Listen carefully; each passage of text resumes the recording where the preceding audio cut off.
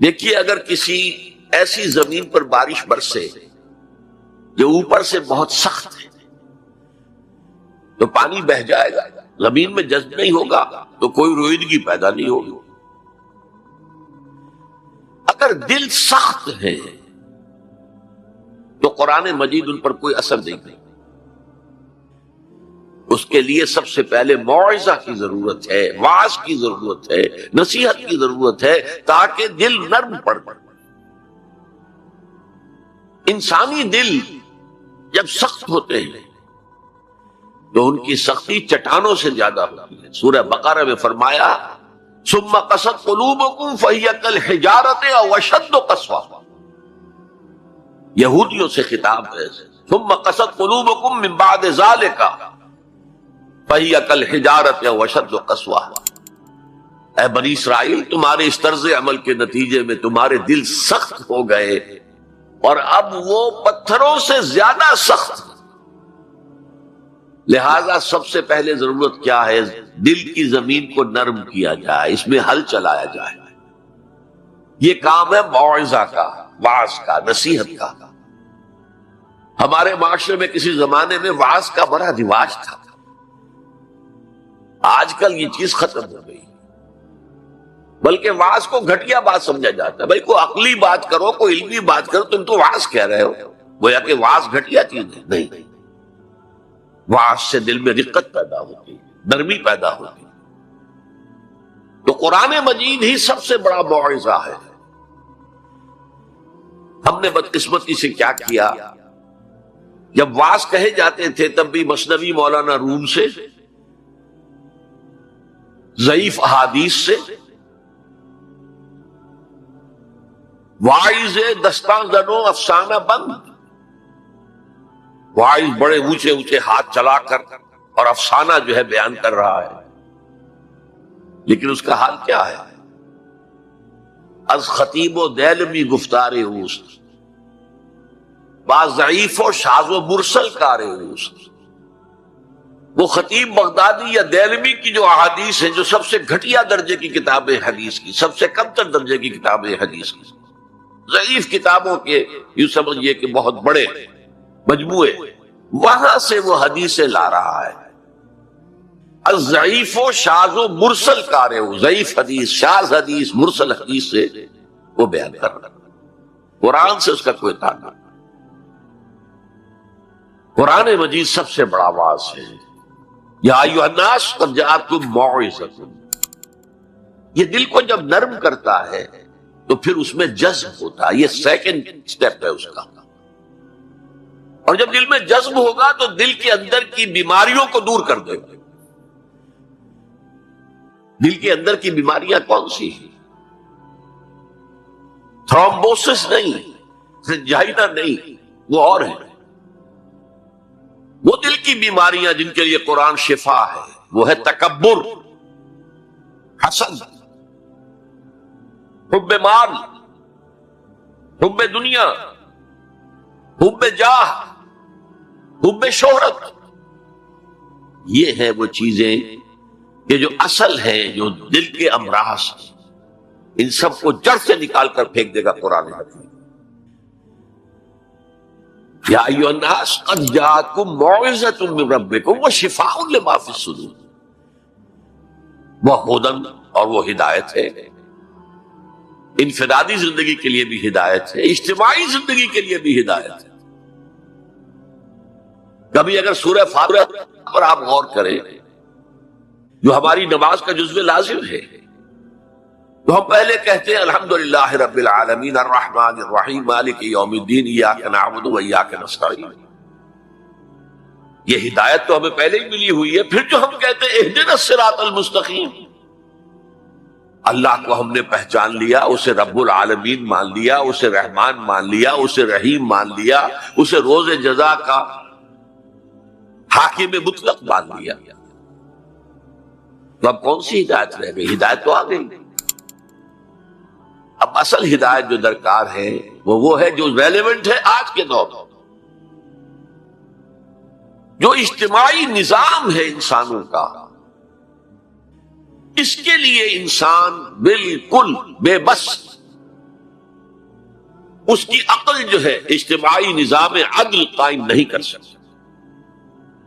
انفرادی طور پر نیکی اور بدی کا علم میرے اور آپ کے نفس کے اندر ودیعت شدہ، وَنَفْسٍ وَمَا سَوَّاهَا فَأَلْهَمَهَا فُجُورَهَا وَتَقْوَاهَا، یہ موجود ہے۔ لیکن یہ کہ معاشرتی نظام میں عورت اور مرد کے درمیان کیا توازن ہو، ان کے حقوق و فرائض کا توازن۔ دنیا میں کیا ہوتا رہا ہے اور ہو رہا ہے آج بھی، یا عورت جوتی کی نوک کے برابر ہے، کوئی اس کی حیثیت نہیں، بھیڑ بکری کی طرح ملکیت ہے، اس کے کوئی حقوق نہیں، اور یا عورت کلوپیٹرا بن کر پورے ملک کی قسمت کا بیڑا غرق کرتی ہے، انسانوں کے شانہ بشانہ ہو کر وہ در حقیقت خاندانی نظام کو برباد کرتی ہے۔ ان دونوں کے درمیان توازن کیسے قائم کیا جائے؟ اب آپ سوچئے، تجزیہ کیجئے۔ اگر مرد سوچے گا، نظام بنائے گا، تو وہ اپنے احساسات سے تو واقف ہے، عورت کے احساسات و جذبات سے تو واقف نہیں ہے۔ عورت نظام بنائے گی تو وہ اپنے احساس و جذبات سے واقف ہے، وہ مرد کے احساسات و جذبات سے واقف نہیں۔ یہ عادلانہ نظام وہی ہستی دے سکتی ہے جس نے مرد کو بھی پیدا کیا، عورت کو بھی پیدا کیا۔ ایک امپلائر امپلائی ریلیشن شپ ہے، کارخانے دار ہے، وہ لوگوں کو رکھتا ہے مزدور۔ اب جو بھی پروڈکشن ہو رہی ہے، جو نفع ہو رہا ہے، اس میں کتنا حصہ مزدور کا ہونا چاہیے، کتنا سرمایہ دار کا ہونا چاہیے، کون طے کرے گا؟ یا سرمایہ دارانہ نظام بن جائے گا اور مزدور کمر توڑنے والی محنت کرنے کے باوجود زندگی کے بنیادی جو تقاضے ہیں ان کو بھی حاصل نہیں کر سکیں گے۔ میں نے آپ کے ممبئی شہر میں جو اس وقت دیکھا ہے، یہ جو چھوٹے چھوٹے خانے بنے ہوئے کبوتروں کے سے جن میں انسان رہ رہے ہیں اور پوری پوری زندگی ان میں گزارتے ہیں، یہ انسان، جبکہ اونچے اونچے محل موجود ہیں، بڑی بڑی عمارتیں موجود ہیں، ایکڑوں پر پھیلی ہوئی کوٹھیاں موجود ہیں، یہ ہے ننگا کیپٹلسٹک نظام، ننگا عریان۔ اسی کا رد عمل تھا جو کمیونزم کی شکل میں ظاہر ہوا، ایکوالٹی ہونی چاہیے، لیکن اس کمیونزم نے شکل اختیار کر لی ون پارٹی ڈکٹیٹرشپ۔ تمہیں کوئی حق حاصل نہیں ہے، نہ کچھ کہہ سکتے ہو، نہ تنقید کر سکتے ہو، نہ رائٹ آف ایسوسیشن ہے، نہ right of expression of opinion ہے، بس کام کرو، تنخواہ لو، روٹی کھاؤ، اللہ اللہ خیر سکتا۔ یہی وجہ ہے کہ وہ نظام بھی مر گیا۔ اسی طریقے سے کسی بھی نظام میں اگرچہ حاکم مطلق تو اللہ ہے، پھر بھی کوئی نظام آپ بنائیں گے تو کچھ حکام ہوں گے، اولو الامر ہوں گے۔ خلافت راشدہ میں بھی تھے نا، امیر المومنین تھے، اولو الامر تھے۔ عوام میں اور ان کے درمیان حقوق و اختیار کا توازن کیا ہو، کون طے کرے گا؟ اولو الامر تو چاہیں گے سارے اختیارات ہمارے پاس ہوں، ٹوٹلیٹیرین اسٹیٹ قائم ہو جائے گی۔ عوام چاہیں گے ہمارے پاس ہو اور ہمیں اتنی آزادی ہو کہ مادر پدر آزاد ہو جائیں، جو چاہے کریں، ہومو سیکسول ہو جائیں، ہومو سیکسول میرجز کریں، ہمیں کوئی روکنے والا نہ ہو۔ تو میں نے آپ کو بتایا اجتماعی نظام کے یہ تین گوشے ہیں، معاشرتی نظام، معاشی نظام، سیاسی نظام۔ آج کے انسان کی اصل ضرورت ہے، اس لیے کہ اس طرح کا ہمہ گیر نظام اس سے پہلے تھا ہی نہیں، لوگوں کو آزادیاں تھیں۔ آج آپ کا پورا تعلیمی نظام بھی اسی نظام کے تحت ہے۔ آپ کہاں لے جائیں گے اپنے بچوں کو؟ آپ ان کے حوالے کر کے اپنے ہاتھ دھو لیتے ہیں۔ You wash your hands of your children. وہ نظام جو چاہے گا بنا دے گا ان کو۔ گلا تو گھونٹ دیا اہل مدرسہ نے تیرا، کہاں سے آئے صدا لا الہ الا اللہ؟ کیا کریں گے؟ انہیں کہیں کسی تہخانے میں تو بند نہیں کر سکتے۔ آپ اپنے گھر میں ٹیلی ویژن نہیں لائیں گے، وہ جا کر دکان پہ دیکھیں گے۔ جب تک نظام درست نہ ہو، اور نظام کی ہدایت ہے جو قرآن نے دی ہے اصل، ورنہ اخلاقیات کا معاملہ میں آپ سے عرض کر دوں کہ یہ تو نوع انسانی کی مشترک میراث ہے۔ سچ بولنا اچھا ہے، جھوٹ بولنا برا ہے؟ کون نہیں جانتا؟ کیا ہندو نہیں جانتا؟ کیا بدھ مت کا پیرو نہیں جانتا؟ وعدہ کرنا اچھا ہے، وعدہ خلافی بری ہے، کون نہیں جانتا؟ عیسائی نہیں جانتا، یہودی نہیں جانتا، سب جانتا۔ بیسک ہیومن مورالٹی تو ہمارے اندر ہے، جیسا کہ میں نے آیت آپ کو سنائی، وَنَفْسٍ وَمَا سَوَّاهَا فَأَلْهَمَهَا فُجُورَهَا وَتَقْوَاهَا۔ انسان کا نفس جو اللہ نے پوری طرح تیار کر دیا، نوک پلک سنوار دی، اور اس میں نیکی اور بدی کی تمیز ودیت کر دی۔ لہذا اصل ہدایت ہے آج جس کی ضرورت ہے وہ اجتماعی نظام۔ 2 منٹ اور لے لوں آپ کے۔ 300 سال سے انسان اسی اجتماعی عدل کی تلاش میں ادھر سے ادھر ٹھوکریں کھا رہا ہے۔ کچھ 250 برس سے زیادہ ہو گئے ہیں۔ فرانس میں انقلاب آیا، کیوں آیا؟ یہ بادشاہت، چیمانی دارت، بادشاہ کون ہے؟ وہ بھی انسان ہے، ہم بھی انسان ہے، اسے کیا حق ہے کہ وہ حکومت کرے؟ لہذا انقلاب آیا، سخت خونی انقلاب آیا، لوگوں نے چاہا کہ عدل ہو، لہذا فرینچ ریولوشن آیا۔ لیکن چونکہ وہ ریولوشن یک طرفہ تھا، صرف سیاسی نظام بدلا، معاشی نظام نہیں بدلا، سود موجود رہا، لہذا اس کے بعد کیپٹلزم کی لعنت مسلط ہو گئی۔ پہلے لارڈز اینڈ بیرنز اور بڑے بڑے زمیندار اور جاگیردار سروں پر مسلط تھے، اور اب کارخانے دار اور کیپٹلسٹ مسلط ہو گئے۔ آج کی جمہوریت کیا ہے؟ دس از دی ڈکٹیٹرشپ آف دی کیپٹلسٹ۔ یہ تو اصل میں کیپٹلزم ہے، کیپٹلسٹ کی ڈکٹیٹرشپ ہے جس وقت ہو رہی ہے۔ اچھا، اس سے نجات پانے کے لیے چھلانگ لگائی دوسری طرف کمیونزم، تو وہ میں آپ کو بتا چکا، وہاں انفرادی آزادی ختم ہو گئی، اب وہ بھی مر گیا۔ اب فوکو یاما نے تو کتاب لکھ دی اینڈ آف ہسٹری، بس ثابت ہو گیا کہ ہمارا نظام لبرل سیکولر ڈیموکریسی اور انٹرسٹ بیسڈ کیپٹلزم، اس سے بہتر کوئی نظام ہے ہی نہیں، سب ختم ہوگا۔ لیکن ایک نظام ہے جس کا انہیں اندیشہ ہے، جو ابلیس کی زبان سے اقبال نے کہلوایا تھا، ہے اگر کوئی خطر مجھ کو تو اس امت سے ہے، جس کی خاکستر میں ہے اب تک شرارے آرزو، خال خال اس قوم میں اب تک نظر آتے ہیں، وہ کرتے ہیں اشک سحر گاہی سے جو ظالم وضو۔ بڑے نیک لوگ بھی موجود ہیں، لیکن بحیثیت مجموعی امت کا حال کیا ہے؟ جانتا ہوں میں یہ امت حامل قرآن نہیں، جانتا ہوں میں یہ امت حامل قرآن نہیں ہے، وہی سرمایہ داری بندہ مومن کا دین۔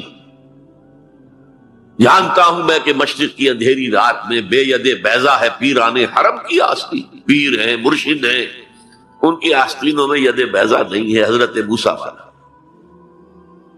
بہرحال فوکو یاما کی نفی کی پھر بعد میں، اور کتاب لکھی گئی کلیش آف سیویلائزیشنز، تہذیبوں کا ٹکراؤ ابھی آئے گا۔ تو میں اس سے زیادہ اس ایشو پر نہیں جانا چاہتا۔ ہدایت، انفرادی ہدایت بھی قرآن میں ہے، اور سب سے بڑھ کر اجتماعی ہدایت جس کی آج کے انسان کو سب سے زیادہ ضرورت ہے، the system of social justice, جو صرف اللہ دے سکتا ہے، اس لیے کہ کارخانے دار بھی اسی کی مخلوق ہے اور مزدور بھی اسی کی مخلوق ہے، جو اولو الامر ہے وہ بھی اسی کے پیدا کرنا ہے، اور جو عوام ہے وہ بھی اسی کے پیدا کرنا ہے، مرد بھی اسی کا پیدا کرنا ہے، عورت بھی اس کی پیدا کرتا ہے۔ جیسے ایک حدیث میں آتا ہے الخلق عیان اللہ، تمام مخلوق اللہ کے کلبے کے مالک، وہ عدل دے گا، وہ سوشل جسٹس دے گا، وہ توازن دے گا آپ کو معاشرتی نظام میں، معاشی نظام میں، سیاسی نظام میں۔ اس کا نتیجہ چوتھا جو نکلے گا رحمت للمومنین، اب وہ رحمت ہوگی آخرت۔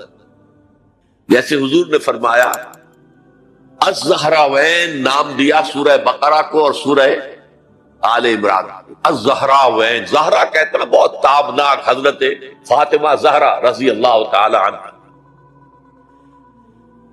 الزہراوین یہ دو بدلیوں کی صورت میں میدان حشر میں ظاہر ہوں گی، اور جو ان سے محبت کرنے والے تھے ان پر سایہ کریں گی، جبکہ کسی کے لیے کوئی سایہ نہیں.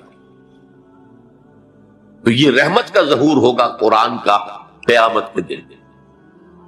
اب اگلی آیت دیکھیے، قل بفضل اللہ وبرحمتہ، اے نبی ان سے کہہ دیجئے یہ اللہ کے فضل اور اس کی رحمت کا مظہر ہے کہ اس نے تمہیں قرآن مجید جیسی کتاب ہدایت دی جو موعظہ بھی ہے، شفاء لما فی الصدور بھی ہے، دنیا میں ہدایت بھی ہے، آخرت میں رحمت بھی ہے. قل بفضل اللہ وبرحمتہ فبذلک فلیفرحوا، اگر جشن منانا ہے تو اس کا مناؤ، خوشیاں منانی ہے تو اس کی مناؤ. ہوا خیر مما یجمعون، یہ دولت ان تمام چیزوں سے زیادہ قیمتی ہے جو انسان جمع کرتا ہے. دولت جمع کرتا ہے، مال، اسباب، جائیداد، کاروبار، اور محل بناتا ہے، اس میں بڑا اعلیٰ فرنیچر رکھتا ہے، اس میں لا کر ڈیکوریشن پیسز کہاں کہاں سے پوری دنیا سے لا کر رکھتا ہے. ان سب سے کہیں زیادہ قیمتی شے قرآن ہے. اب آئیے 4 آیات سورہ رحمان کی اولین 4 آیات. الرحمن، یہ جملہ نہیں بنا، یہ تو صرف مبتدا ہے، لیکن آیت پوری ہے. الرحمن علم القرآن خلق الانسان علمہ البیان. یہ اصل میں جو 4 آیتیں، ان میں 4 چوٹی کی چیزوں کا بیان ہے، ٹاپ موسٹ چیزیں. اللہ کے ناموں میں سب سے پیارا نام رحمان ہے، اگرچہ قرآن میں کثرت سے آیا ہے اللہ. وہ کیوں؟ اہل عرب صرف اسی نام سے واقف تھے، اللہم اللہم دعائیں مانگا کرتے تھے. اور آپ کو معلوم ہے سورہ فرقان میں تو اعتراض بھی انہوں نے کیا، یہ رحمان کو کون ہے؟ ہم تو جانتے نہیں ہیں، یہ کہاں سے لے آئے ہوئے ہیں محمد تم رحمان صلی اللہ علیہ وسلم. لیکن آپ غور کریں تو سب سے پیارا نام رحمان ہے. دیکھیے رحمت سے یہ 2 نام بنائے گئے، الرحمن الرحیم. 113 مرتبہ تو تمام سورتوں کے سے پہلے یہ آیت موجود ہے، الرحمن الرحیم، بسم اللہ الرحمن الرحیم. سورہ فاتحہ میں الحمدللہ رب العالمین الرحمن الرحیم. ان میں فرق کیا ہے؟ یہ جو فعلان کا وزن ہے، اس پر جو عربی میں لفظ آتے ہیں، اس میں کسی صفت کی ہیجانی کیفیت، طوفانی کیفیت، ٹھاٹھے مارتا ہوا سمندر، پہاڑوں ایسی لہریں، اسی سے غضبان بنا ہے، انتہائی غضبناک، بہت غصہ. اسی سے جوعان بنا ہے، بھوک سے مر رہا ہوں میں، انا جوعان. اسی سے عطشان بنا ہے، میں پیاسا مر رہا ہوں. اللہ کا لفظ، اللہ کا نام رحمان ظاہر کر رہا اللہ کی رحمت ٹھاٹھے مارتے ہوئے سمندر کی طرح. اور رحیم فعیل کے وزن پر ہے، جس میں دوام ہوتا ہے، تسلسل ہوتا ہے. تو اللہ کی رحمت جہاں ٹھاٹھے مارتے ہوئے سمندر کی طرح ہے، ساتھ ہی وہ آہستگی کے ساتھ مسلسل بہنے والے دریا کے مانند بھی ہے، تسلسل کے ساتھ. اب ان دونوں کا ریلیشن اگر میں آپ کو ایک مثال سے سمجھاؤں، اگر کہیں کسی بس کا ایکسیڈنٹ ہو جائے اور آپ دیکھیں کوئی عورت جو ہے مردہ ہو گئی ہے اور کوئی شیر خوار بچہ اس کی چھاتی سے چمٹا ہوا، اسے کیا پتا میری ماں مر گئی، اور کوئی آئیڈینٹیفیکیشن نہیں ہو رہی، کچھ پتا نہیں ہے یہ کون خاتون تھی، کہاں سے آئی تھی، کچھ نہیں پتا. آپ بتائیے اس وقت کون سا انسان ہوگا جس کے دل میں رحمت کا دریا جوش نہ مار جائے، اس بچے کی سرپرستی میں کر دوں. یہ انسان کی فطرت ہے. لیکن جب وہ گھر لے جائے گا تو ہو سکتا ہے کچھ دن کے بعد وہ محسوس کرے کہ میں نے خامخواہ کو یہ بوجھ اپنے اوپر لے لیا ہے، میرے تو اپنے بچے بہت تھے۔ گویا کہ جوش تو آیا، دوام اس میں نہیں ہے۔ اللہ کی رحمت کھاٹے مارتے ہوئے سمندر کی طرح بھی ہے اور اس میں دوام ہے، دریاؤں کا سا دوام تسلسل سے بہنے والا۔ اور سب سے پیارا میں کیوں کہہ رہا ہوں یہ نام، ہمیں سب سے بڑی ضرورت رحمت کی ہے۔ دیکھیے اللہ رازق ہے، اللہ رازق ہے، ہمیں رزق دیتا تاکہ ہم زندہ رہیں، اور اس نے ہمیں زندگی اس لیے دی ہے لِيَبْلُوَكُمْ أَيُّكُمْ أَحْسَنُ عَمَلًا، تاکہ تمہارا امتحان لے۔ تو رزق دینا اس کی ضرورت ہے، میری ضرورت نہیں ہے۔ مجھے زندہ رکھنا چاہتا ہے تاکہ وہ امتحان میں دوں، وہ رزق دے گا مجھے۔ لیکن رحمت کون سی چیز ہے؟ میں حدیث آپ کو سناتا ہوں۔ ایک دفعہ آپ نے فرمایا کوئی انسان محض اپنے عمل کی بنیاد پر جنت میں داخل نہیں ہو سکے گا جب تک کہ رحمت خداوندی دستگیری نہ کرے۔ اسی صحابی رضی اللہ تعالی عنہ نے بڑی ہمت سے، جرأت سے، بلکہ ہم کہہ سکتے جسارت سے کام لیا کہ پوچھ لیا حضور کیا آپ بھی؟ فرمایا ہاں میں بھی، الا یتغمدنی ربی برحمتہ، میں بھی داخل نہیں ہو سکوں گا جنت میں جب تک کہ میرا رب مجھے ڈھانپ نہ لے اپنی رحمت سے۔ تو سب سے پیارا نام کون سا ہوا؟ الرحمن۔ اب آئیے اگلی آیت، علم القرآن، اس نے قرآن کی تعلیم دی۔ جو پچھلا مقام ہم نے دیکھا تھا قل بفضل اللہ وبرحمتہ فبذلک فلیفرحوا، اس اللہ تعالی نے قرآن کا علم دیا، لیکن آپ سوچئے جو دوسرے علوم ہیں وہ کس نے دیے ہیں؟ یہ سارا سائنٹیفک نالج اور ٹیکنالوجی، یہ وہی تو علم آدم الاسماء کا ظہور ہے جو ہو رہا ہے۔ پوٹینشلی یہ سارا مادی علم حضرت آدم کی شخصیت میں ودیت کر دیا گیا تھا، پوٹینشل، جیسے آم کی گٹھلی میں پورا آم کا درخت ہے۔ علم آدم الاسماء کلھا، تمام نام سکھا دیا، اور ساتھ ہی وہ ایپریٹس دے دیا جس سے کہ یہ علم جو پوٹینشل تھا یہ ایکسفولیٹ ہو سکے، یہ کھلے، جیسے کہ کلی بند ہوتی ہے پھر کھلتی ہے تو 5 پتیاں ظاہر ہوتی، ایکسفولیشن۔ وہ ایپریٹس کیا ہے؟ ان السمع والبصر والفؤاد کل اولئک کان عنہ مسئولا، کانوں سے سنو، آنکھوں سے دیکھو، اس دماغ میں سینس ڈیٹا فیڈ کرو، پروسیس کرو، نتیجہ نکالو، میموری کے حوالے کر دو، اور سوچو اور دیکھو اور مشاہدہ کرو، نتائج اس سے نکالو، پچھلی میموری سے اس کو ٹیلی کرو، کوئی نئی چیز مل گئی ہے تو اس کو بھی سٹور کر لو۔ یہی ہے نا۔ میں مثال دیا کرتا ہوں کہ کسی شخص نے ہمارے آباء و اجداد میں سے کوئی 1000ویں پیڑھی ہماری ہوگی، ابھی تک انسان کسی سورس آف انرجی سے واقف نہیں تھا،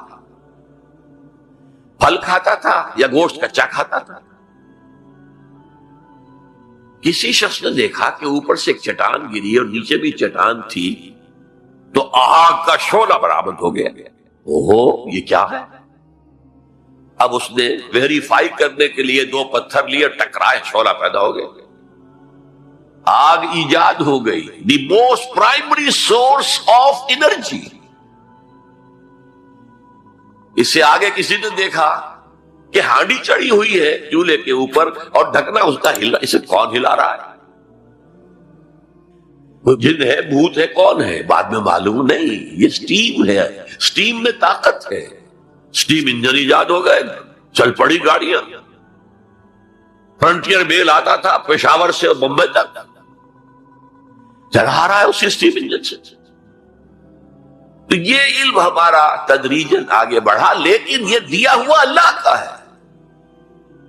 لیکن تمام علوم میں چوٹی کا علم قرآن کا علم، میں کہہ رہا تھا نا ان چار چیزوں میں چار چوٹی کی چیزیں. اللہ کے ناموں میں سب سے پیارا نام رحمان، جو علم اس نے دیا تمام مخلوقات میں، اس میں چوٹی کا علم جو ہے وہ قرآن کا علم. اب آئیے خلق الانسان، پھر سوچے انسان کو پیدا کیا تو کیا جنوں کو نہیں کیا؟ کیا فرشتوں کو نہیں کیا؟ کیا یہ گیلیکسیز پیدا نہیں کی؟ کیا چاند اور سورج نہیں پیدا کیا؟ کیا ہماری زمین کے اوپر زندگی کی جو شکلیں ہیں نباتاتی اور حیواناتی، یہ چرند ہیں اور پرند ہیں اور مچھلیاں ہیں، کس نے پیدا کی؟ سب کچھ اس نے پیدا کیا، لیکن اس کی کریشن کا کلائمیکس انسان، سب سے بڑی اس کی تخلیق انسان، جو مسجود ملائک بن گیا. فسجد الملائکۃ کلھم اجمعون. کس قدر تاکید ہے، سجدے میں گر گئے تمام فرشتے، کل کے کل فرشتے جمع ہو کر 3 مرتبہ. کہیں شبہ رہ جائے جبرائیل نے نہیں کیا ہوگا سجدہ یا اسرافیل نہیں، کلھم اجمعون. یہ انسان شاہکار ہے اللہ کی تخلیق کا. فرمایا ہے خلقتہ بیدیہ. اے ابلیس، تو اس آدم کو سجدہ نہیں کرنا چاہتا جسے میں نے اپنے دونوں ہاتھوں سے بنایا. کیا معنی اس کے؟ اللہ کے 2 ہاتھ کیا ہیں؟ الا لہ الخلق والامر. 2 عالم ہیں، ایک عالم امر ہے، ایک عالم خلق ہے. عالم امر میں اللہ کے حکم کی تعمیل چشم زدن میں ہو جاتی ہے.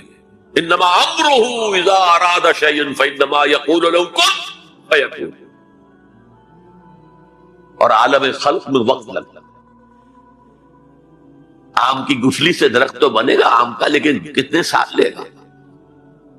ماں کے پیٹ میں بچہ پرورش تو پائے گا، لیکن 9 مہینے لے گا. اللہ نے فرمایا کتنی جگہ پر میں نے آسمان اور زمین 6 دنوں میں پیدا کی. عالم خلق میں ٹائم کا ایلیمنٹ ہے، عالم امر میں کوئی ٹائم نہیں. عالم امر سے تعلق رکھنے والی صرف 2 مخلوقات ہیں، فرشتے اور انسانی ارواح. یسألونک عن الروح قل الروح من امر ربی. اور عالم خلق سے ہمارا یہ جسم ہے، حیوانی وجود ہمارا جو زمین سے آیا ہے. منہا خلقناکم وفیہا نعیدکم ومنہا نخرجکم تارۃ اخری. یہ یہاں سے آیا پھر یہی چلا جائے گا. روح وہاں سے آئی اور وہی لوٹے گی. انا للہ وانا الیہ راجعون. یہ ہمارا جسم تو نہیں جائے گا. الرحمن علم القرآن خلق الانسان علمہ البیان. انسان کو جو صلاحیتیں دی اللہ نے، ان میں سب سے بڑی صلاحیت قوت بیان. اس لیے انسان کو اہل منطق کہتے ہیں حیوان ناطق، بولنے والا حیوان. یہ اپنے آپ کو ایکسپریس کرنے کی صلاحیت. یہ تمام صلاحیتوں میں چوٹی کی صلاحیت ہے.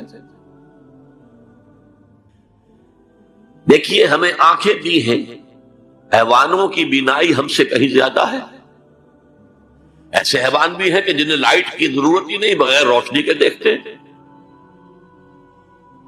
یہ باز اور شاہین بڑی بلندی سے زمین پر پڑی ہوئی سوئی کو دیکھتے ہیں.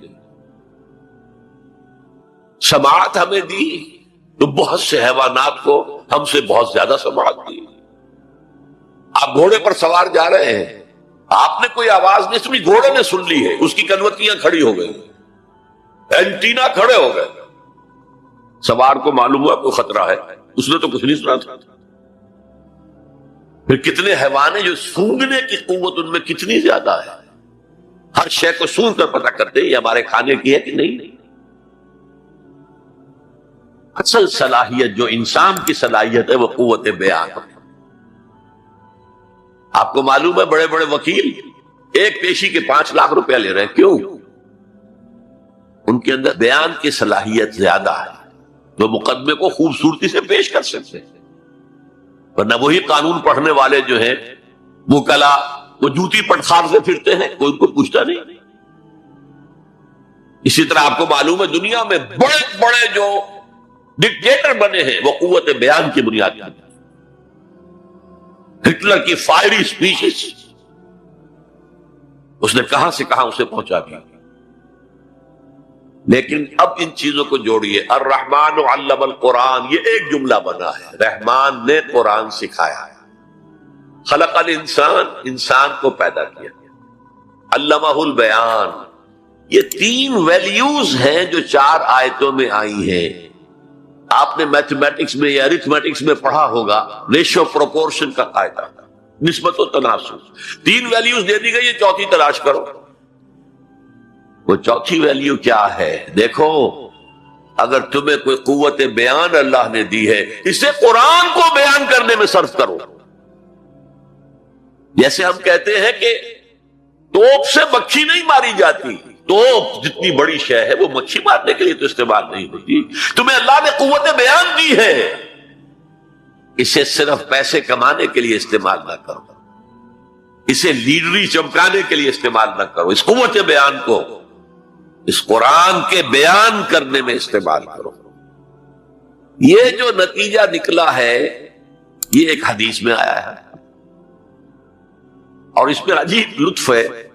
الرحمن علم القرآن خلق الانسان علمہ البیان عن عثمان ابن عفان. وہی جو ہے قافیہ چلا آ رہا ہے.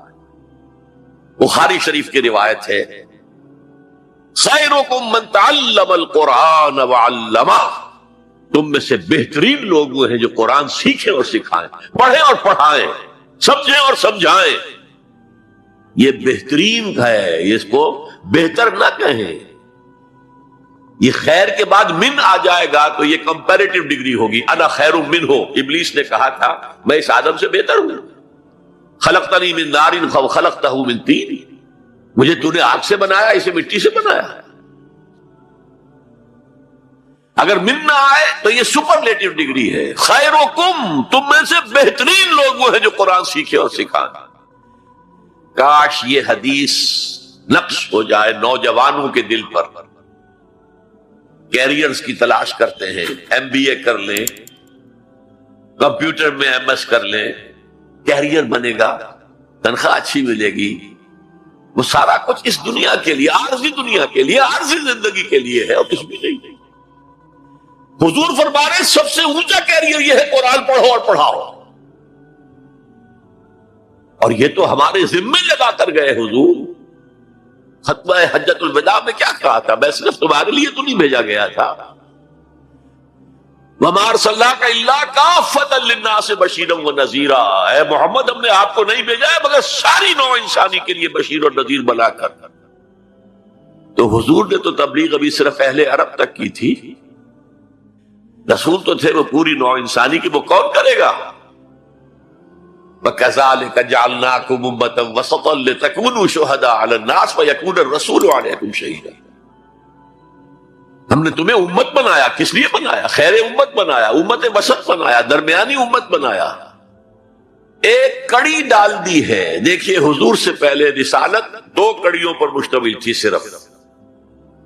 اللہ سے جبرائیل نے لیا اور وقت کے رسول کو پہنچا دیا.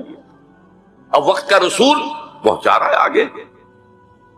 رسالت 2 کڑیوں پر. حضور پر آ کر جب رسالت اور نبوت کی تکمیل ہو گئی، ختم ہو گئے، تو تیسری کڑی لگ گئی.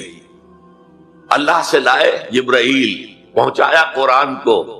حضور نے پہنچایا امت کو، اور امت کے ذمہ اب پہنچاؤ ایک ایک انسان کو. یہ ہماری امت کی حیثیت سے ذمہ داری ہے. اور چونکہ ہم نے یہ ذمہ داری بھلا دی اس لیے آج ذلت ہے، خاری ہے. کیا حیثیت ہے ہماری؟ 150 کروڑ کے قریب دنیا میں ہو کر کوئی انٹرنیشنل معاملات میں ہم سے کوئی رائے لیتا ہے؟ کسنمی پرسد کے بھیا کیستی ہو کون تم؟ حالانکہ دیکھیں کتنا بڑا رقبہ ہے، سارے وسائل اللہ نے دیے. آج کی سب سے بڑی دولت مسلمانوں کے قدمے کے نیچے ہے تیل کی. عزت نام کی کوئی شے نہیں. وہ تیل والے جو ہے ان کا مذاق اڑتا ہے، چاہے وہ شاہ فہد ہو اور چاہے وہ امارات کے امراء ہو. کوئی ان کی حیثیت ہے؟ کوئی عزت ہے؟ اس اعتبار سے کہ ہم نے وہ فرض منصبی چھوڑ دیا.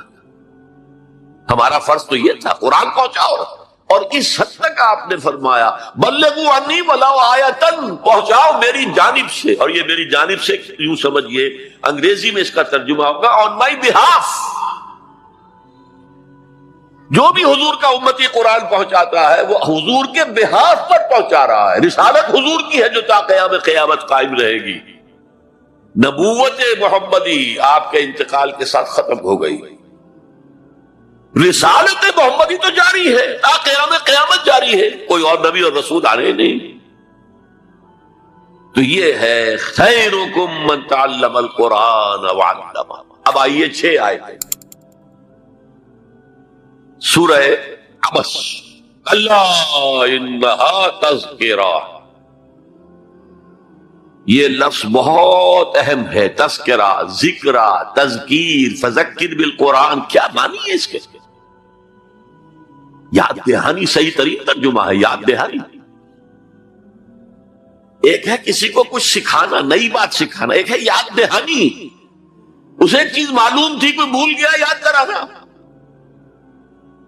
جیسے آپ کے کسی دوست نے آپ کو بہت قیمتی قلم دیا تھا، آپ نے اسے بہت سنبھال کر اپنے ٹرنک میں رکھ دیا. اب سال ہا سال ہو گئے، نہ دوست سے ملاقات، نہ وہ یاد. اچانک آپ نے کسی روز ٹرنک کھولا اور وہ قلم آ گیا، تو آپ کو دوست یاد آ جائے گا کہ نہیں؟ اسی لیے قرآن آفاق و انفس کے لیے آیات کہتا ہے. ہم اپنی آیات دکھائیں گے تمہیں، نشانی جس کو دیکھ کر تم ہمیں پہچانو گے. اور تذکرہ کا مطلب کیا ہے؟ پوٹینشلی ایمان ہر انسان کے دل میں موجود ہے. یہ جو روح جو ہمارے قلب کی مسکن نکین ہے، اس میں اللہ کی معرفت بھی ہے، اللہ کی محبت بھی ہے. البتہ ذہول کے پردے پڑ گئے ہیں، بھول اور نسیان طاری ہو گیا ہے. ہم دنیا ہی کے اندر گم ہو کر رہ گئے ہیں. ہماری ساری دلچسپیاں دنیا سے ہیں، لہذا ہماری توجہ ہی نہیں ہے. ورنہ ہر انسان کے دل میں یہ جو یہاں ہندوستان میں کہتے ہیں آتما اور پرماتما، آتما اور پرماتما کا تو تعلق بہت گہرا ہے. ابتدا میں بنا دی گئی تھی ارواح، جب ہم سب کے سب تمام انسان آدم سے لے کر اور تا قیام قیامت جو انسان آئے گا دنیا میں، ان سب کی ارواح پیدا کر دی گئی. اور پوچھا گیا الستو بربکم قالوا بلا، یاد ہے؟ لہذا یہ تذکرہ ہے، یہ یاد دہانی ہے، تمہارے اندر موجود ہے. اللہ کی معرفت بھی موجود ہے، اللہ کی محبت بھی موجود ہے. لیکن کلا بل ران علی قلوبہم ما کانوا یعملون، ان کے دلوں پر زنگ آ گیا ہے اب ان کے اعمال کی وجہ سے. شیشہ جو ہے وہ زنگ آلود ہو گیا. حضور نے فرمایا ان هذه القلوب لتصدع كما يصدع الحديد اذا اصابه الماء، ان دلوں پر بھی زنگ آ جاتا ہے جیسے کہ لوہے کے اوپر پانی پڑتا رہے تو اس کو زنگ آ جاتا ہے. پوچھا گیا فما جلاؤها یا رسول اللہ، اے اللہ کے رسول ہماری تلواروں کو زنگ لگتا ہے، ہم پالش کرتے ہیں، سیکل کرتے ہیں، وہ پھر چمک اٹھتے ہیں. تو دل پر اگر زنگ آ جائے تو اس کا علاج کیا ہے؟ 2 چیزیں فرمائی، کثرت و ذکر الموت بتلاوت القرآن. 2 کام کرو کثرت سے، موت کو یاد رکھو، یہاں رہنا نہیں ہے، جانا ہے. یہ ہمارا گھر نہیں ہے، یہ ہماری منزل نہیں ہے، ہمارا اصل گھر جو حضور نے فرمایا انما الدنیا خلقت لکم وانتم خلقتم للآخرہ، یہ دنیا تمہارے لیے بنائی گئی، تم آخرت کے لیے بنائے گئے. اسی لیے حضور نے فرمایا کن فی الدنیا کانک غریب عابر السبیل، دنیا میں ایسے رہو جیسے راہ چلتے مسافر ہو یا اجنبی ہو.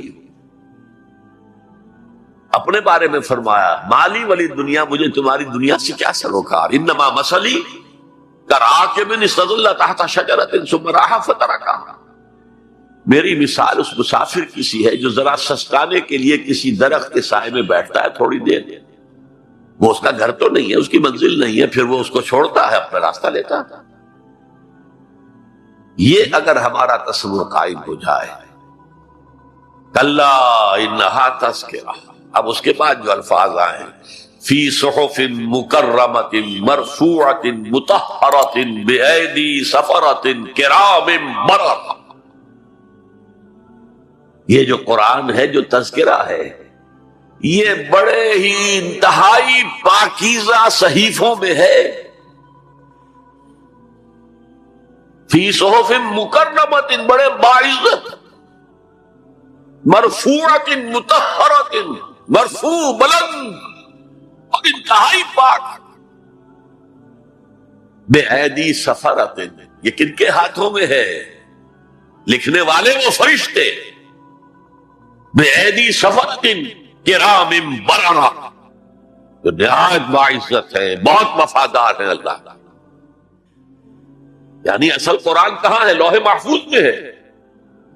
اصل قرآن کہاں ہے؟ ابھی اگلی اب جو پڑھیں گے ہم، کتاب مکنون، چھپی ہوئی کتاب کے اندر ہے.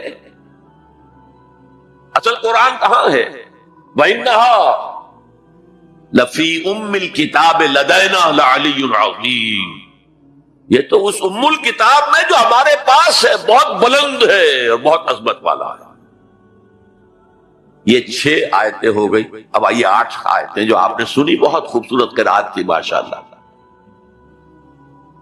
فلا اقسم بمواقع النجوم، یہ لا جب آتا ہے پہلے تو وہ مخاطب کی بات کی نفی کرنے کے لیے، نہیں، اٹ از لائک دیٹ، یہ نفی.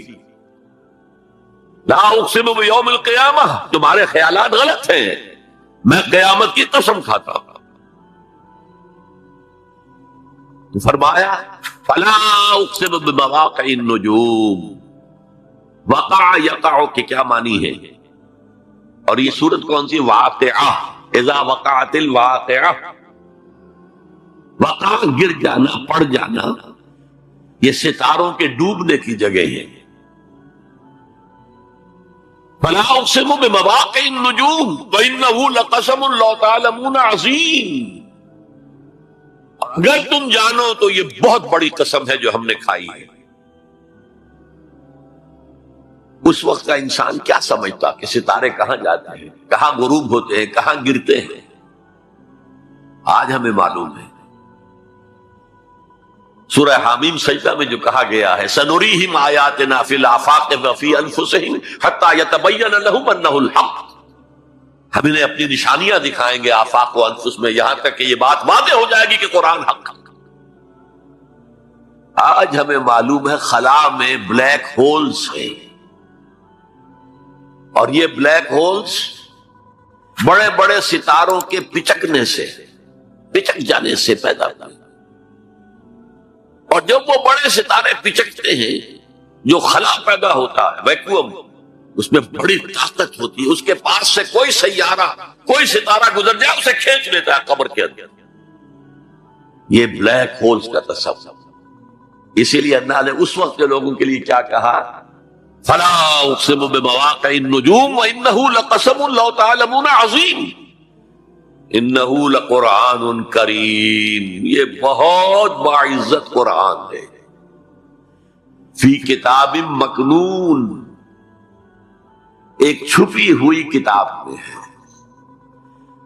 لا یمسہ الا المطہرون، اسے چھو ہی نہیں سکتے مگر انتہائی پاک ہستیاں. اس کے کیا معنی؟ پہلی بات تو ہمیں معلوم ہو گئی، مراد فرشتے ہیں. بے ایدی سفرۃ کرام بررہ، اسی کی شرح ہو رہی ہے. اسی سے ایک فقہی مسئلہ نکالا گیا کہ بغیر وضو کے ہاتھ نہ لگاؤ. لیکن اس کا اصل مفہوم کیا ہے وہ سمجھیے. قرآن کی روح تک کوئی نہیں پہنچ سکتا جب تک کہ تزکیہ نفس نہ ہو گیا. اگر حب مال، حب دنیا، حب جاہ، حب شہرت، اگر یہ تمام محبت میں دل سے نکل نہ جائے تو قرآن کی روح تک آپ کی اپروچ نہیں ہوگی. مولانا روم نے کہا ہے، اگرچہ ذرا میں سمجھتا ہوں کہ انہوں نے بہت سخت الفاظ استعمال کیے ہیں، ماذ قرآن مغزہا برداشتے مستخا پیش سگا انداختے. ہم نے قرآن سے اس کا مغز لے لیا ہے، جو ایسنس سے وہ کھینچ لیا. ہڈی کا گودا جو ہے وہ ہم نے نکال لیا، ہڈیاں ہم نے پھینک دی ہیں کتوں کے سامنے جو لڑ رہے ہیں۔ علم کلام کا مسئلہ ہے صفات حق حق سے جدا یا عین ذات، قرآن مخلوق ہے یا نہیں ہے، غیر مخلوق، اور بڑے بڑے ہو رہے ہیں اس کے اوپر، یہ کتے لڑ رہے ہیں ان ہڈیوں کے اوپر۔ ہم نے اس میں سے اصل شے نکال لی، وہ کیا ہے؟ اللہ کی محبت، اللہ کی معرفت، یہ ہے اصل شے۔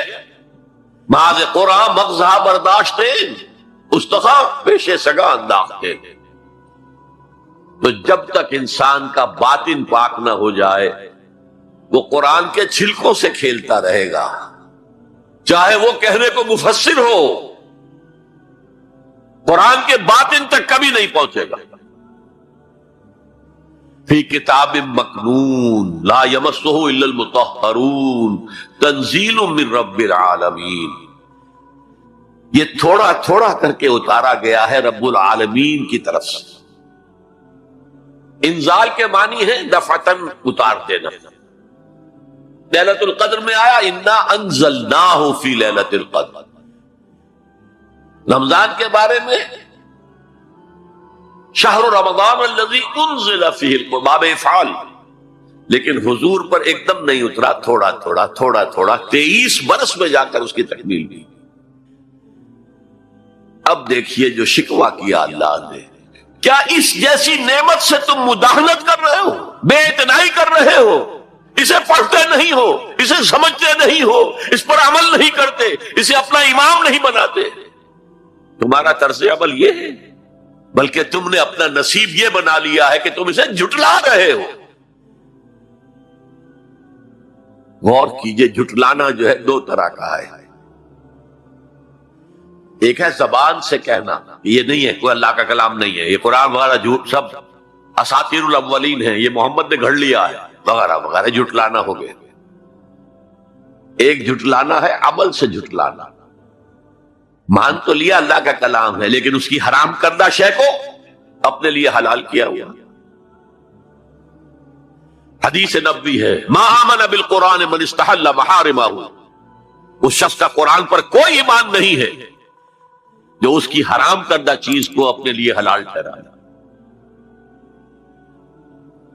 اس اعتبار سے غور کیجئے، اور اس کی مثال بھی دی ہوئی ہے سورہ جمعہ میں،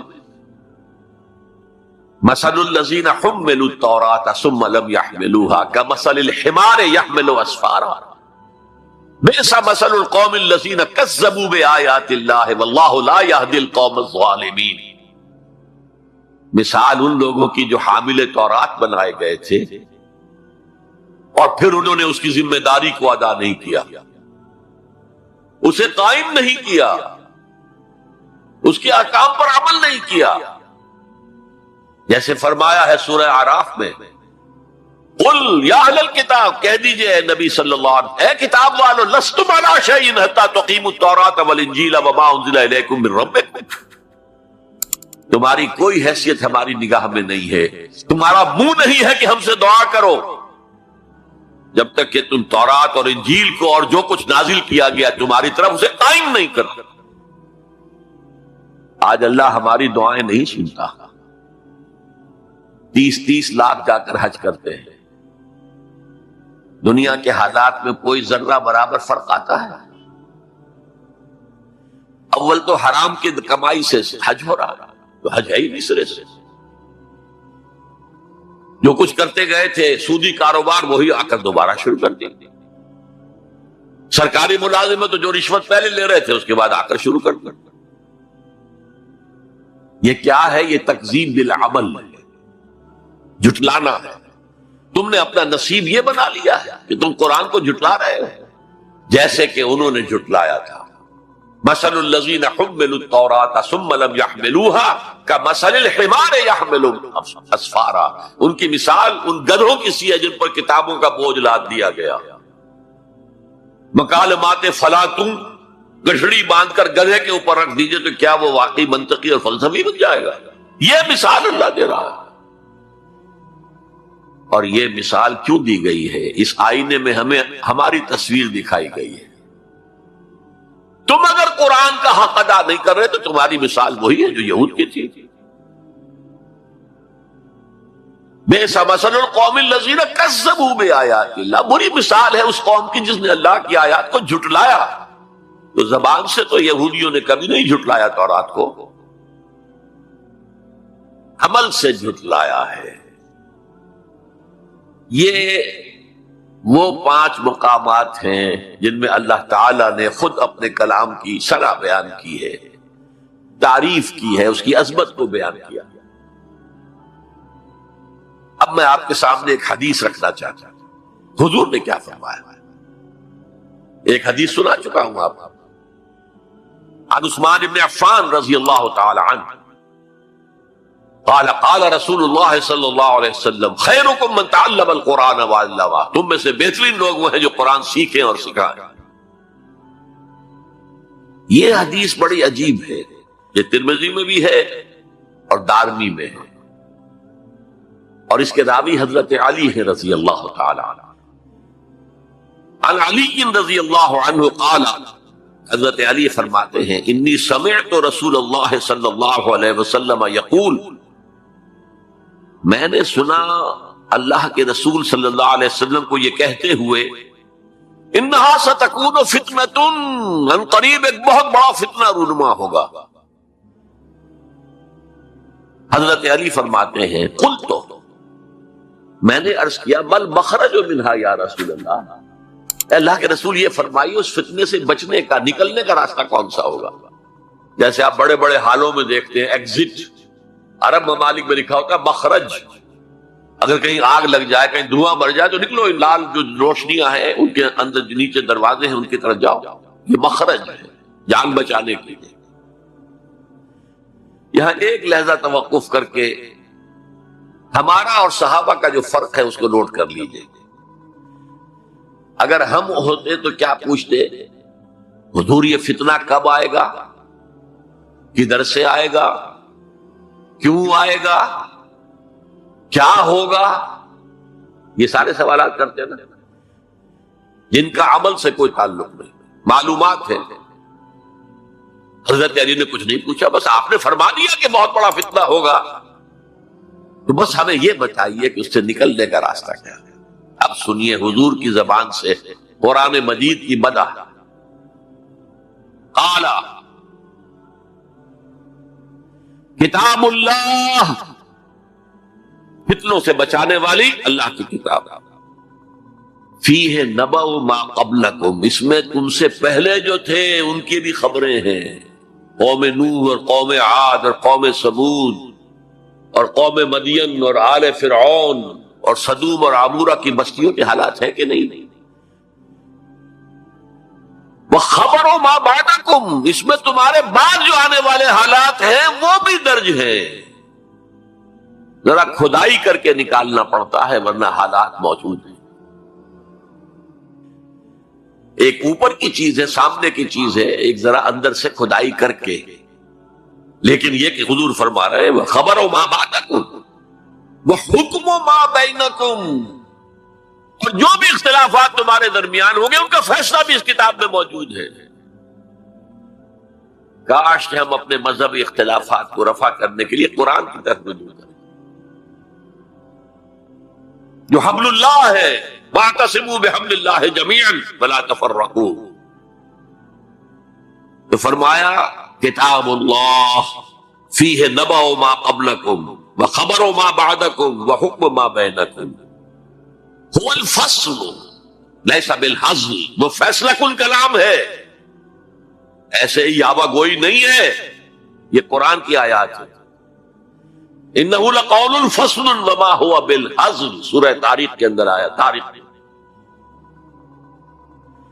هو الفصل لیس بالحزل من ترکہ من جبار قسمہ اللہ،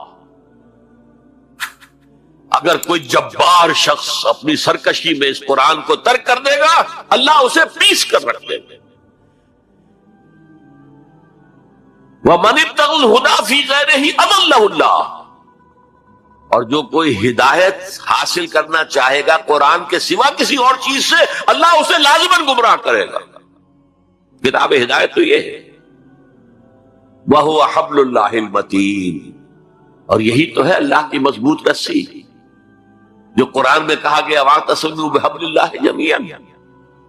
میں نے ایک موقع پر اس آیت کا استہزاء کرتے ہوئے سنا تھا پاکستان کے شہر لاہور میں، جب 1973 یا 74 میں عالم اسلام کی سمٹ کانفرنس ہوئی تھی لاہور میں، تو یہ آیت واعتصموا بحبل اللہ ہر ٹیکسی کے اوپر، ہر رکشہ کے پیچھے لکھی ہوئی ہوتی تھی، اور وہ اس کے بینر لگے ہوئے تھے.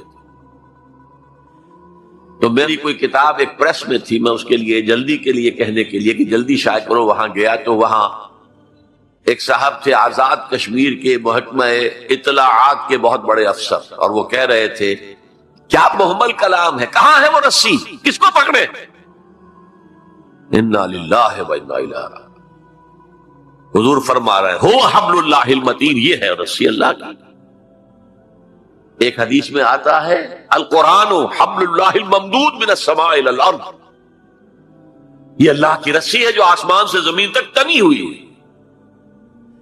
ایک اور حدیث بہت پیاری ہے، میں آپ کو بتائے بغیر نہیں رہ سکتا. حضور اپنے حجرے سے برآمد ہوئے تو آپ نے دیکھا مسجد نبوی کے کونے میں صحابہ بیٹھے ہیں، قرآن کا مذاکرہ کر رہے ہیں.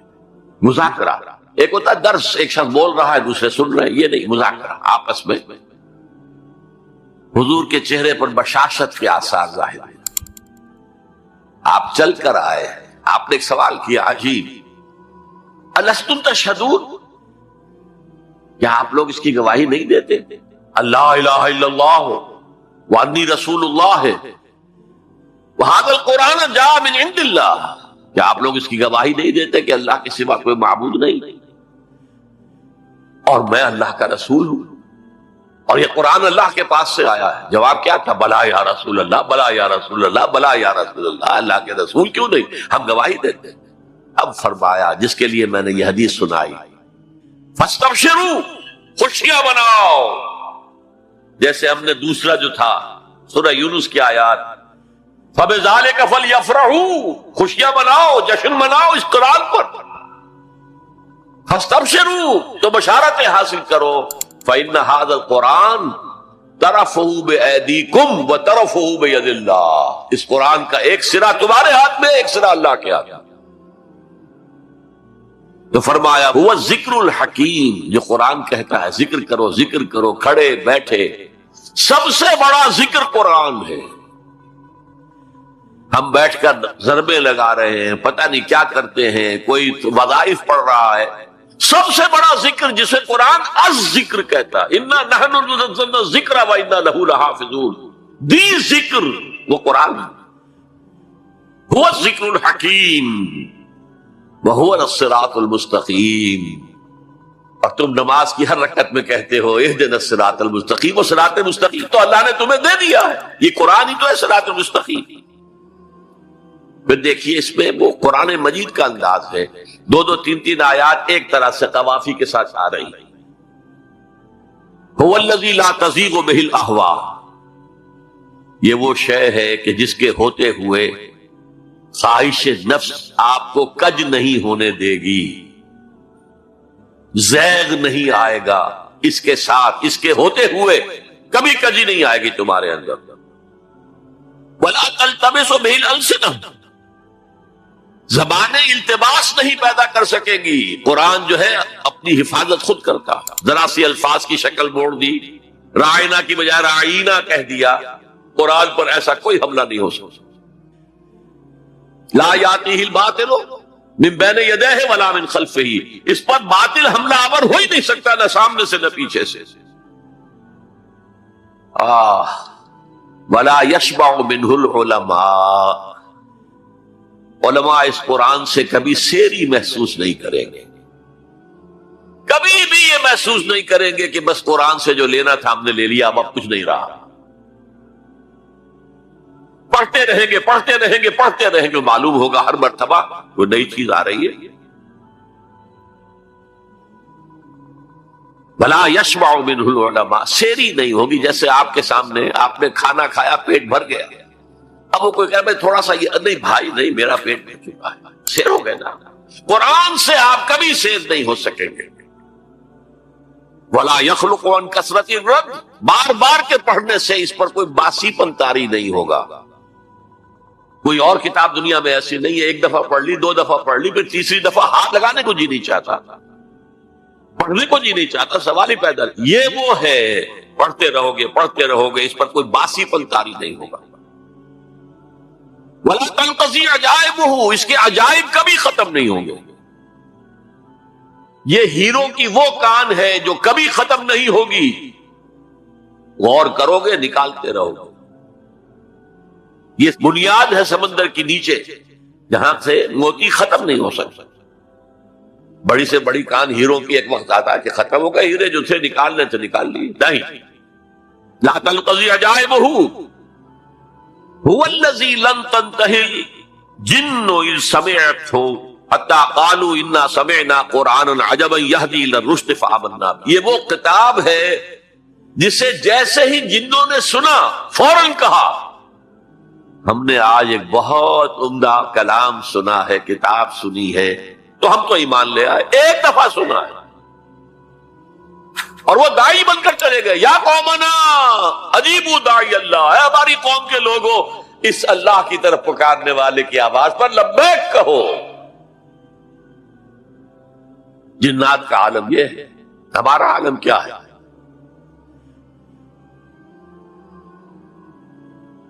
اب 4 جملے جو آئے ہیں وہ اس حدیث کے اندر جو اہم ترین چیز ہے وہ ہے من قال بہ صدق، جس نے کوئی بات اس قرآن کی بنیاد پر کہی اس نے سچ کہا۔ ومن عمل بہ اجر، جس نے اس پر عمل کیا اس کا اجر محفوظ۔ ومن حکم بہ عدل، اور جس نے اس کی بنیاد پر کوئی فیصلہ کیا اس نے عدل کیا۔ اور آخری جملہ کاش کہ اس کا مصداق اللہ مجھے بھی اور آپ کو بھی بنا دے۔ وَمَن دَعَا إِلَيْهِ هُدِيَ إِلَىٰ صِرَاطٍ مُسْتَقِيمٍ، جو اس قرآن کی طرف لوگوں کو بلائے گا، کسی اور کو ہدایت ہو نہ ہو، اس کی ہدایت ہو گئی۔ یہ حدیث ترمذی اور دارمی کی ہے، لیکن اسی حدیث کا ایک ورشن وہ ہے جو طبرانی کی معجم کبیر میں آیا ہے، اور اس میں یہ یوں آئی ہے، حضرت جبرائیل نے حضور سے کہا یا محمد صلی اللہ علیہ وسلم امتک بعدک، آپ کے بعد آپ کی امت کا کیا حال ہوگا، کون سہارا ہوگا؟ حضور نے فرمایا مل مخرج منہا یا جبرائیل، جبرائیل تم ہی بتاؤ اس مسئلے کا حل کیا ہے، نکلنے کا راستہ کون سا ہے؟ تب حضرت جبرائیل نے یہ ساری حدیث پڑھی، گویا کہ اس کے راوی اول حضرت جبرائیل ہے، راوی ثانی حضور ہے، راوی ثالث حضرت علی ہے رضی اللہ عنہ۔ بہرحال میں نے 5 مقامات قرآن کے آپ کے سامنے، ویسے قرآن مجید میں بے شمار جگہوں پر قرآن کی عظمت ہے، لیکن ایک تقریر میں، ایک خطاب میں تو ظاہر ہے ایک اچھی ترتیب سے میں نے کچھ باتیں آپ کے سامنے رکھ دی۔ اب آئیے جو میں نے کہا تھا کہ دی موسٹ ریلیونٹ آج کے دور میں قرآن کی عظمت کیا ہے، پہلے یہ نوٹ کیجئے حضور صلی اللہ علیہ وسلم کا اصل معجزہ قرآن ہے۔ کیا حضور صلی اللہ علیہ وسلم کو ید بیضا دیا گیا؟ کیا لاٹھی دی گئی جو سانپ بن جاتی تھی؟ کیا حضرت عیسیٰ کی طرح احیاء موتا کا معجزہ دیا گیا؟ کیا حضرت عیسیٰ کی طرح خلق حیات کا معجزہ دیا گیا کہ گارے سے پرندہ بنایا، پھونک ماری اڑتا ہوا پرندہ ہو گیا؟ یہ سارے معجزے حسی معجزے ہیں، حسی، جنہیں آنکھوں سے دیکھا جا سکتا ہے۔ جیسے حضرت صالح کی قوم کو ان کے مطالبے پر معجزہ دکھا دیا گیا، چٹان میں سے گابھن اونٹنی برآمد ہو گئی، ناقۃ اللہ کی اونٹنی، آنکھوں نے دیکھا، آنکھوں کے سامنے ہوا۔ اس نوع کا صرف ایک معجزہ آتا ہے روایات میں حضور کا، اور وہ شق قمر ہے۔ لیکن معجزہ اصل کسی رسول کا وہ ہوتا ہے کہ جس پر وہ چیلنج کرے کہ آؤ مقابلہ کر لو، جیسے حضرت موسیٰ علیہ السلام نے جادوگروں سے مقابلہ کیا۔ حضور کو اس نوعیت کا معجزہ نہیں دیا، مانوی معجزہ دیا گیا۔ یہ دور اب کون سا تھا جبکہ انسانی فہم، انسانی سوچ، لیول آف کانشسنس یہ اونچا آ گیا تھا۔ وہ بچپنا دور ختم ہو گیا، بچپن میں کھلونے دے دیے جاتے ہیں، وہ حصی معجزات، اور پھر ان پر بھی کوئی ایمان نہیں لایا۔ کیا قوم صالح ایمان لائی اونٹنی کے معجزے پر؟ کیا آل فرعون ایمان لائے؟ 9 معجزے دکھائے ہیں حضرت موسیٰ علیہ السلام نے، یہ 2 تو پہلے تھے، 7 اور ہیں، کوئی ایمان نہیں لایا۔ آل فرعون میں سے کوئی ایمان نہیں لایا۔ حضور کا معجزہ قرآن ہے، اور چیلنج کیا ہے، اگر تم سمجھتے ہو یہ اللہ کا کلام نہیں، تم بھی ایسی کتاب بنا لاؤ، آؤ۔ پھر برسبیل تنزل کہا کتاب پوری نہیں بنا سکتے، 10 سورتیں بنا لاؤ۔ سورہ ہود میں اس کو بھی قبول نہیں کیا، چیلنج کسی نے قبول نہیں کیا۔ اتنی شرافت ان میں تھی، وہ قوم بہت بری تھی، لیکن ان کے اندر 2 وصف بہت اہم تھے۔ ایک تو یہ زبان دے دی ہے اب پیچھے نہیں ہٹنا، یہ وصف ان میں تھا۔ خود بھوکے رہ کر مہمان کو کھلانا ہے، یہ وصف ان میں تھا۔ اور یہ وصف بھی کہ کوئی جھوٹ موٹ کو کہتا لو جی میں نے بھی بنا دی ہے سورت، آؤ کر لو مقابلہ، کسی نے نہیں۔ اور برسبیل تنزل یہاں تک گئے، اچھا ایک سورت بنا لاؤ، اور ایک سورت تو سورت العصر کے مانند بھی ہو سکتی ہے، 3 آیتوں کی، سورہ کوثر کے مانند ہو سکتی ہے، 3 آیتوں پر مشتمل، سورت النصر ہو سکتی ہے 3 آیتوں پر مشتمل۔ وَإِن كُنتُمْ فِي رَيْبٍ مِّمَّا نَزَّلْنَا عَلَىٰ عَبْدِنَا فَأْتُوا بِسُورَةٍ مِّن مِّثْلِهِ، اس جیسی کوئی ایک سورت بنا کر دے آؤ۔ فَإِن لَّمْ تَفْعَلُوا وَلَن تَفْعَلُوا، ذرا غور کیجئے جو چیلنج ہے، اور اگر تم ایسا نہیں کر سکو اور ہرگز نہیں کر سکو گے، فَاتَّقُوا النَّارَ الَّتِي وَقُودُهَا النَّاسُ وَالْحِجَارَةُ، تو ڈرو اس آگ سے جس کا ایندھن بنیں گے انسان اور پتھر۔ یہ معجزہ کس اعتبار سے ہے قرآن؟ اولاً یہ معجزہ فصاحت اور بلاغت کے اعتبار سے، اس میں عذوبت ہے، مٹھاس۔ حضرت لبید رضی اللہ تعالی عنہ سبع معلقہ کے آخری شاعر تھے۔ وہاں رواج کیا تھا، ہر سال بڑے میلے لگتے تھے اور ان کے اندر مشاعرے ہوتے تھے، اور شعراء اپنے اپنے قصائد پیش کرتے تھے۔ جس کا قصیدہ سب سے اعلیٰ شمار ہوتا تھا تمام شعراء اس کو سجدہ کرتے تھے، اور نمبر 2 ان کا قصیدہ بیت اللہ کے ساتھ لٹکا دیا جاتا تھا۔ He is the poet of the year، یہ ہمارا اس سال کا شاعر یہ ہے۔ وہی 7 معلقات جو لٹکا دیے گئے تھے، انہی پر کتاب ہے 7 معلقات۔ حضرت لبید آخری آدمی ہے، لیکن جب ایمان لے آئے شعر کہنے چھوڑ دی۔ حضرت عمر نے فرمایا لبید اب آپ شعر نہیں کہتے، جواب کیا تھا، اب بعد القرآن، یا قرآن کے بعد بھی کسی کے لیے یہ موقع ہے کہ وہ کچھ کہے؟ سبع معلقہ کا شاعر جس کو تمام شعراء سجدہ کر چکے، اب قرآن کے ہوتے ہوئے قرآن کے بعد کوئی کچھ کہے، اس کی مت ماری گئی۔ پہلی تو یہ بات، لیکن یہ جو معجزہ ہے قرآن کا، اس کا صحیح شعور ہم نہیں کر سکتے۔ یہ تو جس کی مادری زبان ہے وہی سمجھ سکتے تھے اس کے اندر کیا فصاحت ہے، کیا بلاغت ہے، کیا عذوبت ہے، کیا مٹھاس ہے، کیسا ملکوتی غنا ہے، اس میں موسیقی ہے، اللہ کی موسیقی، ملکوتی غنا۔ اس کا اندازہ وہی کر سکتے تھے، ہم نہیں کر سکتے۔ لیکن ہمارے نزدیک جو بات پہلے میں نے کہی تھی، آج کے دور میں یہ سب سے بڑا معجزہ ہے جو انسان کو نظام عدل دیتا ہے۔ میں بتا چکا ہوں 300 برس سے انسان ٹھوکریں کھا رہا ہے، مشرق سے مغرب، مغرب سے مشرق، پھر مشرق سے مغرب۔ حضور نے ایک دفعہ زمین پر نقشہ کھینچا سوا سبیل کا، جن کا لے کر ایک سیدھا خط کھینچا، اور ایک خط وہ ہے جو اس کو کاٹ رہا ہے۔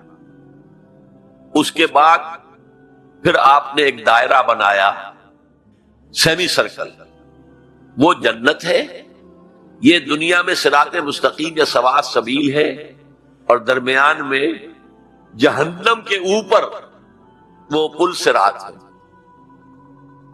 قرآن کے راستے پر چلو گے اس لیے کہ وہ پل صراط جہنم کے اوپر ہے۔ وَإِن مِّنكُمْ إِلَّا وَارِدُهَا كَانَ عَلَىٰ رَبِّكَ حَتْمًا مَقْضِيًّا، وہ اس پل صراط سے ہو کر جنت میں پہنچ جائے گا۔ اور انسانی عقل کے نتیجے میں سوچو گے تو وہ لیفٹ سے شروع ہو کر اس خط کو کاٹتا ہوا وہ رائٹ کی انتہا کو پہنچ جائے گا۔ معلوم ہوا ہم تو آسمان سے گرے اور کھجور میں اٹک گئے، پھر واپس آئے گا، کیونکہ اللہ کی کتاب کو رہنما نہیں بنایا، پھر اس خط مستقیم کو کاٹتا ہوا اب وہ پھر لیفٹ کو پہنچ جائے گا۔ اس طرح آپ نے لکیریں کھینچی، یہ ٹیڑھے راستے ادھر سے ادھر، ادھر سے ادھر، ادھر سے ادھر ہو کر یہ جہنم میں جاتے ہیں سارے۔ دنیا میں نظام عدل اجتماعی اور آخرت میں جنت تک رسائی، یہ صرف اس سواء السبیل، اس صراط مستقیم سے ہے جو قرآن جس کی نشاندہی کر رہا۔ اب میری آخری بات، آج کی دنیا میں قرآن کا سب سے بڑا معجزہ وہ یہ ہے کہ اس کتاب کے ذریعے حضور نے تاریخ انسانی کا عظیم ترین انقلاب برپا کیا۔ اسی کتاب کے ذریعے کیا نا، اتر کر ہرا سے سوئے قوم آیا اور نسخہ کیمیا ساتھ لایا۔ اس سے ذہن بدلے، عقائد بدلے، سوچ بدلی، کردار بدلے، اخلاق بدلے، پھر انہوں نے طاقت بنا کر اور کوڑا بنا کر باطل نظام پر دے مارا اور نظام حق کو قائم کر کے دکھا دیا۔ اور یہ سارا عمل قرآن کے گرد گھومتا ہے۔ دعوت دو قرآن کے ذریعے سے۔ میں نے آج جمعے میں ایک مثال دی تھی کہ 5ویں جماعت سے سائنس کا مضمون شروع ہوا تو پہلا تجربہ جو ہم سے کرایا گیا وہ یہ تھا کہ لکڑی کا برادہ، جہاں لکڑی چیری جاتی تو نیچے برادہ جمع ہو جاتا، اور لوہ چون یعنی آئرن فائلنگز، ان کو گڑبڑ کر دیا، کہا انہیں علیحدہ کرو۔ کیا ایک ایک چنیں گے؟ اور پھر راستہ بتایا کیسے کرو۔ میگنیٹ ہاتھ میں لے لو، اسے پھراؤ، لوہا اس کے ساتھ چمٹ جائے گا، برادہ رہ جائے گا۔ اس معنی میں قرآن وہ میگنیٹ ہے جو سلیم الفطرت انسانوں کو کھینچ لیتا۔ کوئی معاشرہ سلیم الفطرت انسانوں سے خالی نہیں ہوتا۔ حضور پر ایمان لانے سے پہلے بھی ابو بکر نہ کبھی شرک کیا، نہ کبھی زنا کیا۔ حضور کی بعثت سے پہلے حضرت عمر کے بہنوئی کے والد سعید ابن زید کے والد زید ابن عمرو ابن نفیل، انہوں نے بھی کبھی شرک نہیں کیا، کبھی کوئی غلط حرکت نہیں کی، اور کعبے کے پردے کو پکڑ پکڑ کر کہتے تھے، اے اللہ میں صرف تیری بندگی کرنا چاہتا ہوں، میں کیسے کروں مجھے معلوم نہیں۔ حضور کی بعثت سے پہلے ان کا انتقال ہو گیا، لیکن باپ کی کیفیت یہ تھی جس سے کہ سعید ابن زید ایمان لائے ہیں اور وہ عشرہ مبشرہ میں شامل ہوئے ہیں، اور ان کی زوجہ فاطمہ بنت خطاب کے ذریعے سے عمر کو ایمان ملا ہے۔ تو یہ سلیم الفطرت لوگوں کو کھینچنے کا ذریعہ ہے۔ پھر آؤ اسے عام کرو، عام کرو، درس قرآن عام کرو، عام کرو، عام کرو۔ یہ سلیم الفطرت لوگوں کو کھینچ لے گا۔ پھر ان کا تزکیہ کرو، تزکیہ بھی قرآن سے ہوگا۔ تزکیے کے بھی ہم نے نہ معلوم کچھ پلوٹائنس نیو پلیٹونزم سے کچھ چیزیں سیکھ لی ہیں، کچھ ہندوؤں کی تپسیائیں سیکھ لی ہیں، لیکن قرآن کو تزکیے کا ذریعہ نہیں بنایا۔ صوفی پشمینہ پوش و حال مست، از نوائے شعلہ قوال مست، در نمی سازد بقرآن محفلش۔ قرآن سے اس صوفی کی محفل خالی ہے، وہاں قوال کے اس سے حال آ رہا ہے، حال آ گیا، قوال کے شعر سے حال آ گیا۔ صوفی پشمینہ پوش حال مست، از شراب نغمہ قوال مست، در نبی سازد بقرآن محفلش، قرآن کے ساتھ در سازی نہیں۔ لیکن حضور کے طریقہ کار دیکھیے، حضور کی سیرت کے دو حصے ہیں۔ ایک حصہ ہمیں بہت معلوم ہے، غزوہ بدر، غزوہ احد، اولین کتابیں بھی جو لکھی گئی سیرت میں وہ مغازی تھی، کیونکہ یہ لوگوں کے نزدیک اہم چیزیں تھی، اہم واقعات تھے، مغازی، غزوات۔ لیکن یہ بدر کے جو 313 آدمی تھے، یہ فراہم کیسے ہوئے تھے؟ کس مارکیٹ سے لائے گئے تھے؟ کس میتھڈولوجی سے انہیں تیار کیا گیا، پختہ کیا گیا، ٹرین کیا گیا؟ یہ ہے غور طلب معاملہ۔ قرآن نے جہاں وہ بات جو پہلے کہہ چکا، وہ الذی ارسل رسولہ بالہدی ودین الحق لیظہرہ علی الدین کلہ، وہی ہے اللہ جس نے بھیجا اپنے رسول کو صلی اللہ علیہ وسلم الہدا دے کر، قرآن حکیم، اور دین حق دیا ہے، نظام دیا ہے، معتدل نظام دیا، عادلانہ نظام دیا، سسٹم آف سوشل جسٹس دیا، تاکہ اسے غالب کرے، قائم کرے۔ یہ ہے مقصد بعثت محمدی صلی اللہ علیہ وسلم۔ باقی کسی نبی کے لیے یہ الفاظ نہیں آئے، نوٹ کر لیجئے۔ حضور کے لیے 3 مرتبہ آئے، سورہ توبہ میں آیت نمبر 33، سورہ فتح میں آیت نمبر 28، سورہ صف میں آیت نمبر 9، 3 دفعہ یہ الفاظ آئے۔ نظام کو قائم کر کے دکھاؤ۔ جس دور کا آغاز آپ سے ہو رہا ہے، اس دور میں اصل اہمیت نظام کی ہوگی۔